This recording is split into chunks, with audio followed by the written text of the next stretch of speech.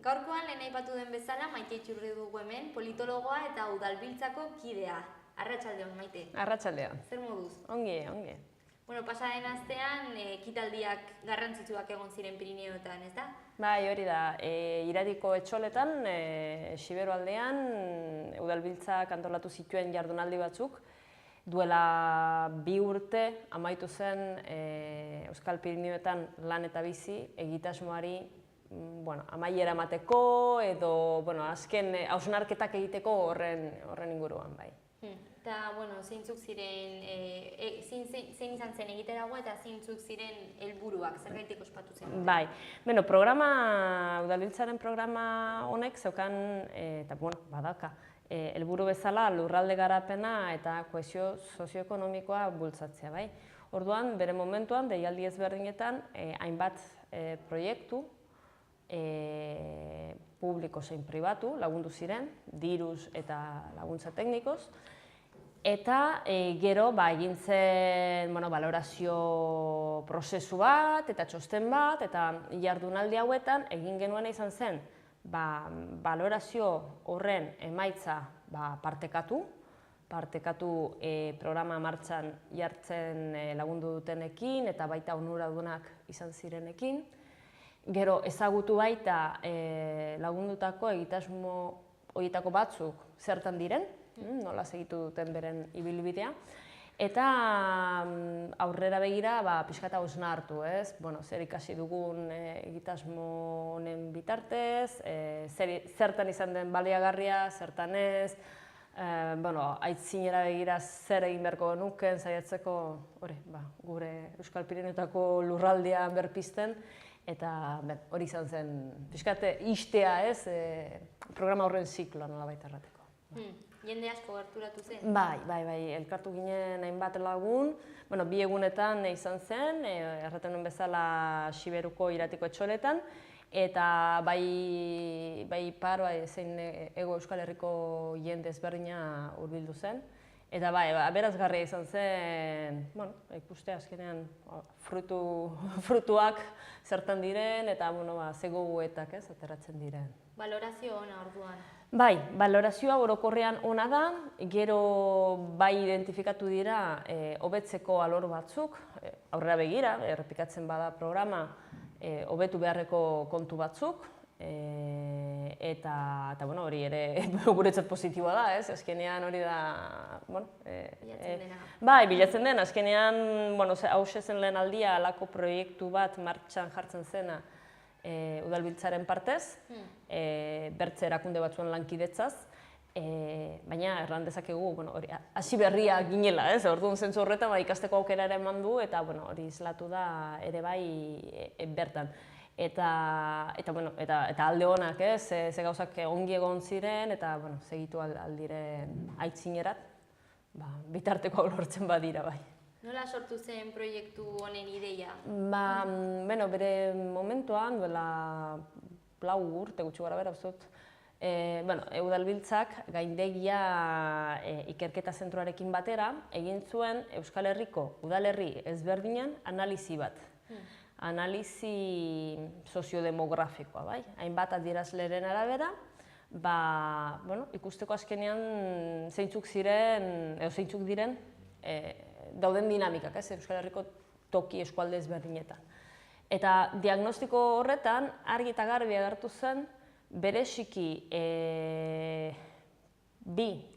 erran genezake, baina bereziki 2 eskualde oso deprimituta zeudela Euskal Herria. Eta deprimituta erraten dugunean, erran duguna da, biztanlegoa galtzen ari direla, bereziki emakume tasa gutxi dagoela, oinarrizko zerbitzuetarako distantziak handiak direla, uzten ari direnak, eta horrekin batera ere, kulturalki, eta noski ekonomikoki, baina kulturalki ere galera bat ematen ari dela, ezta. Eta lurraldeetako nagusia zen, nahi zuzen ere, Pirineoetako eskualdea, eremua. Baina Pirineoak alde bietatik, mugako alde bietatik. Baxe Nafarroa, Xiberua, eta gero Nafarroa garaiko bailarak, bat bailara.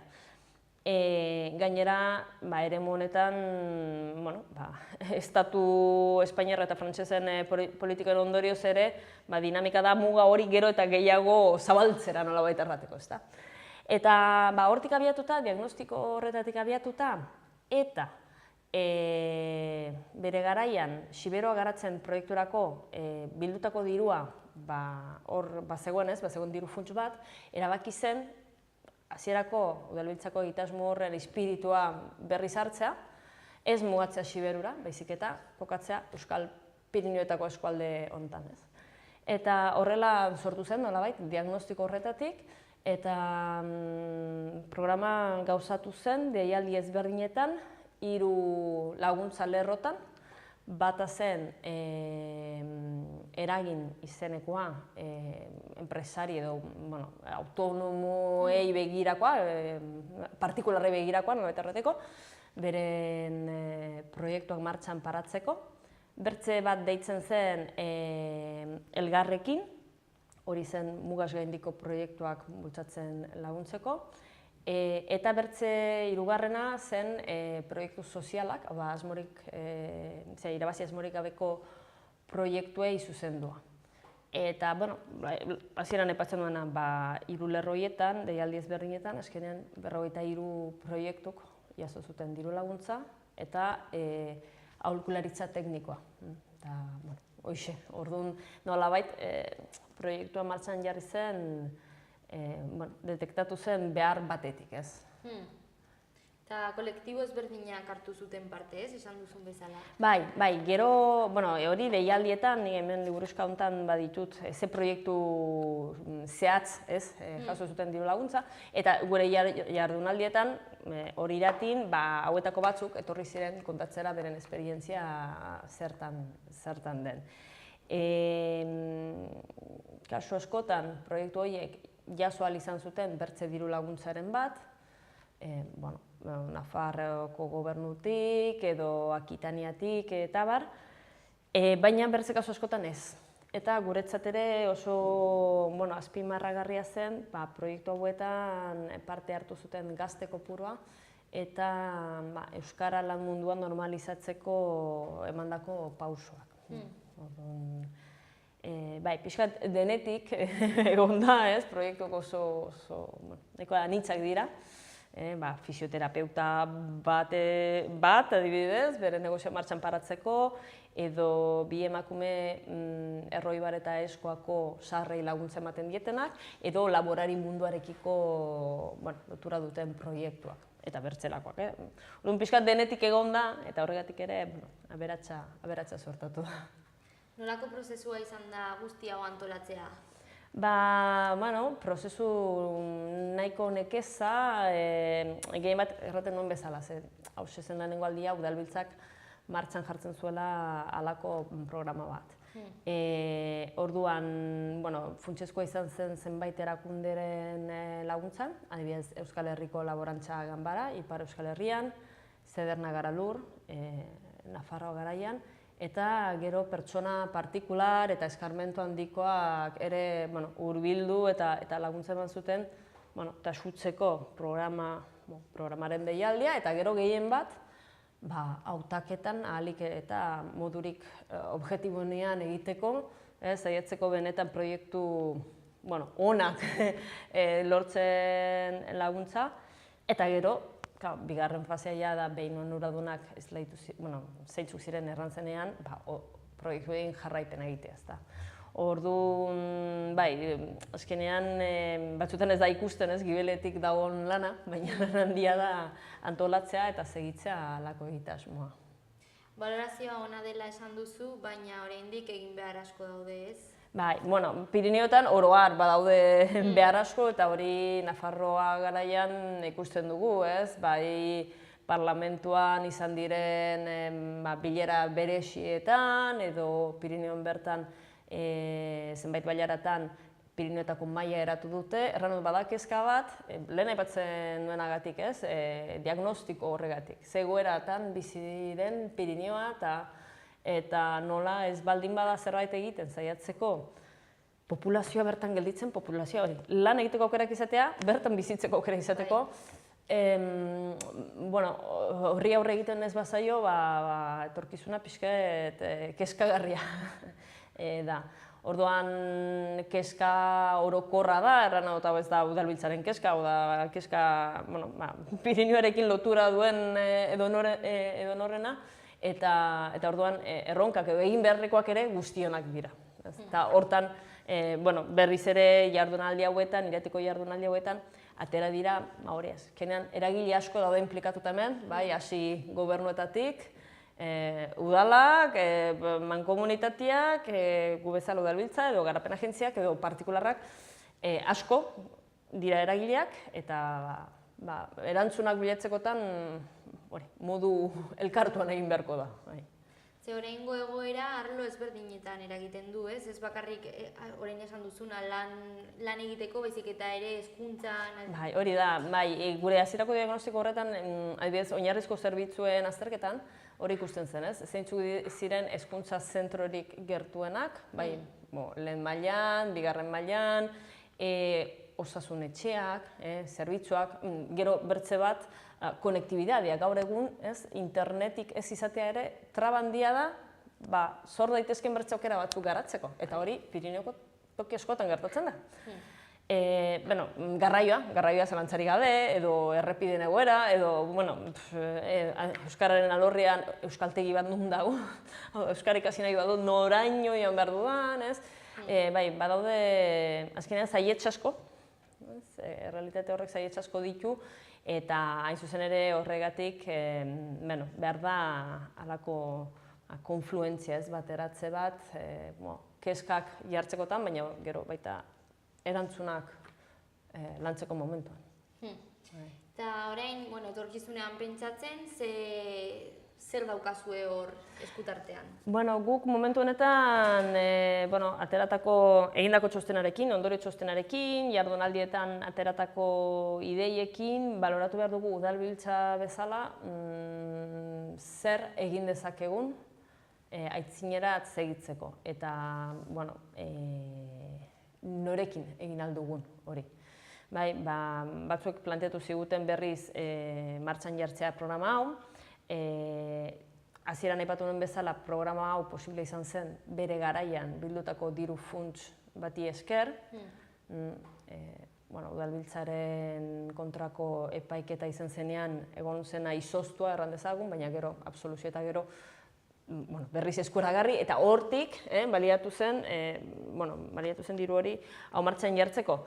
Bigarren edizio bat martxan jartzeko, finantzabideak bilatu behar dira, gehien bat, ze azkenean hauek ziren diru laguntzak a fondo perdido erraten dena, ziren bueltatzekoak, orduan horrek eskatzen du, poltsa bat izatea.